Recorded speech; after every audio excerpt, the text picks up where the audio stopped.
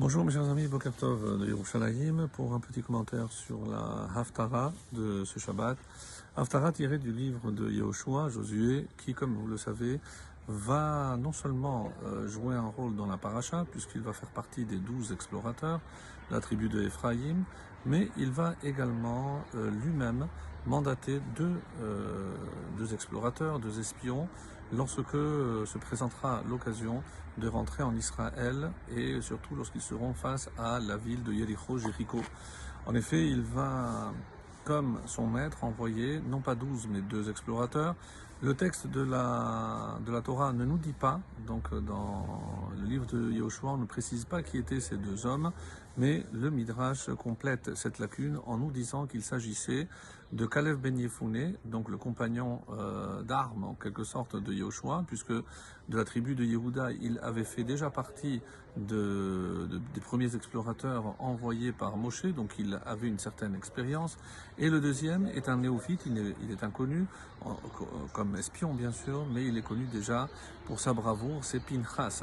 Pinchas, un Kohen Gadol, qui était capable, comme un ange, de disparaître. Et lorsque Rachav, cette femme qui va recevoir ces 2 explorateurs, qui viennent voir un petit peu d'une manière stratégique comment pouvoir conquérir cette ville fortifiée de Jéricho, eh ben, le texte dit que Rachav l'a caché au singulier alors qu'ils étaient 2, et le Midrash nous explique que Pinchas, lui, avait la faculté de se rendre invisible comme un ange, comme un malach.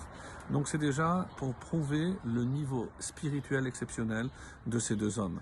Et par la suite, donc Rachav va user d'un subterfuge, va cacher ces hommes, et heureusement, parce que le soir même, les hommes du roi savaient déjà qu'il y avait 2 hommes qui étaient rentrés dans la ville, sont venus chez elle va les induire en erreur, et curieusement, elle dira à ces 2 hommes, maintenant vous partez, restez cachés 3 jours dans les montagnes, et après seulement vous pourrez rentrer chez vous.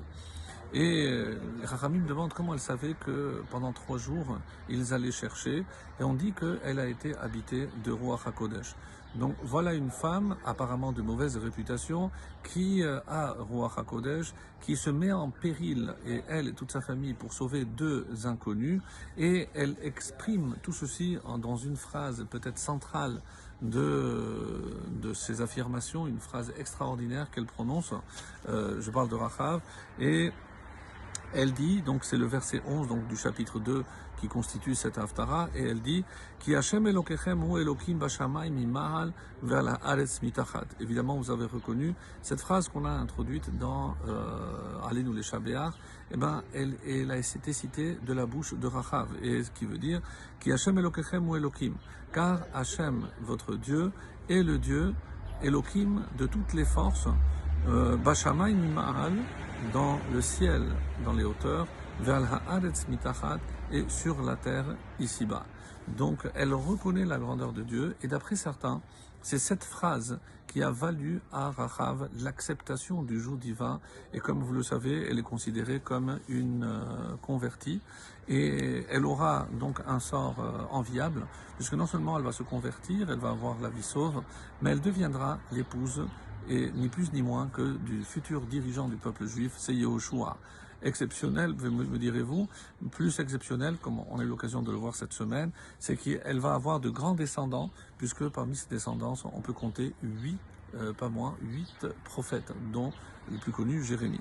Mais une question que se pose nos Chachamim, pourquoi Hachem a fait en sorte que pour rentrer en Israël, eh ben, ça se passe d'une manière un petit peu péculière. Donc c'est vrai que c'est un peu particulier le fait d'arriver dans la maison, dans la demeure d'une femme de mauvaise réputation.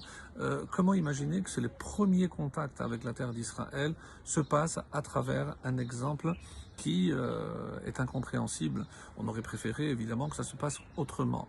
Comme si le fait de venir en Israël, donc, et c'est un enseignement magnifique dans Oroth du Rav Kook qui nous dit que tous les grands dévoilements passent par une phase d'obscurité. C'est-à-dire, ici, évidemment, on prépare la conquête de la terre d'Israël, la concrétisation, en quelque sorte, de de la prophétie et de la promesse faite aux Avot, aux patriarches, que les descendants allaient hériter cette terre d'Israël. Et voilà que ça se fait de façon un petit peu bizarre, décevante même. Comment imaginer que le premier contact de ces deux hommes soit avec une femme de mauvaise vie, de mauvaise réputation? Et peut-être, et c'est comme ça que le Rav Kook explique, eh ben, il faut se dire que lorsque on veut avancer dans la vie, des fois, il faut traverser des étapes qui ne sont pas forcément aussi commodes, aussi confortables qu'on le voudrait. Et il fait le lien, évidemment, avec notre rentrée à nous lorsqu'on est revenu sur la terre d'Israël. Ça s'est pas fait comme certains imaginaient, avec que des religieux à la tête.